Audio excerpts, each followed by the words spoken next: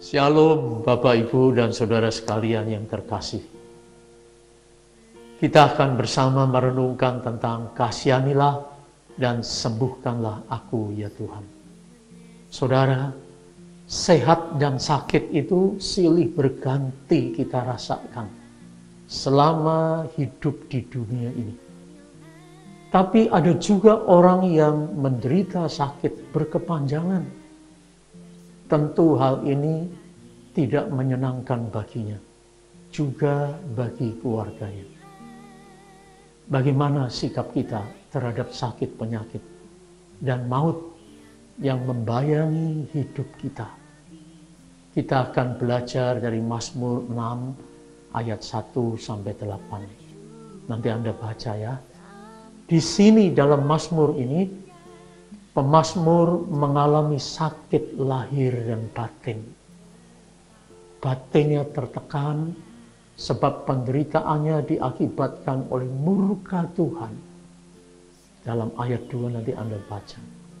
Tentunya karena kesalahannya. Tapi musuh-musuhnya mengharapkan kebinasaannya. Dalam hal seperti inilah pemazmur sadar bahwa ia sedang berhadapan dengan dunia maut, berarti dia terputus dari kasih Allah.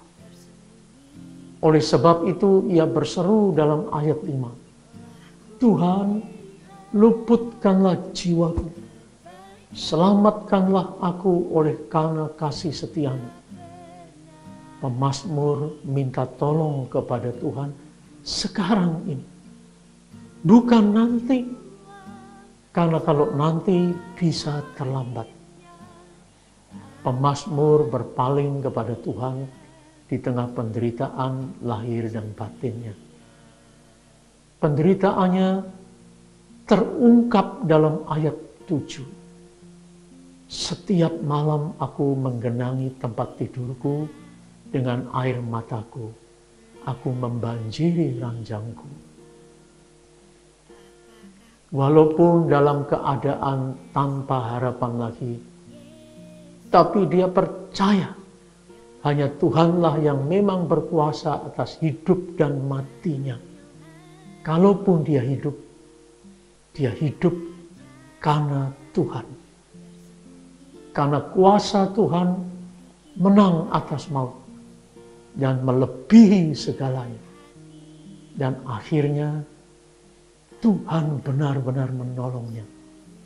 Sehingga ia bisa berseru dengan nada yang penuh sukacita dalam ayat 10. Tuhan telah mendengar permohonanku. Tuhan menerima doaku. Betapa bahagia pemazmur ini yang tadinya menderita sakit lahir dan batin, yang sudah tidak ada harapan hidup lagi. Ternyata Tuhan menyembuhkan dan memulihkan kesehatannya. Sekarang ia melihat musuh-musuhnya undur darinya dengan rasa malu. Mazmur ini mengajak kita untuk mempercayai kuasa dan kasih Tuhan. Tuhan masih sanggup menolong kita saat ini. Dan kesanggupan Tuhan menolong digerakkan melulu hanya karena kasih-Nya kepada kita. Seperti juga kata Yeremia 17 ayat 14. Sembuhkanlah aku ya Tuhan, maka aku akan sembuh. Selamatkanlah aku, maka aku akan selamat.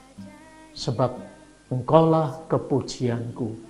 Saudara, kepada Anda yang sakit dan terbaring di rumah sakit atau di rumah, mari kita belajar seperti pemazmur dan Yeremia yang berkata, sembuhkanlah aku dan selamatkanlah aku, maka aku akan sembuh dan selamat. Tuhan memberkati. Amin.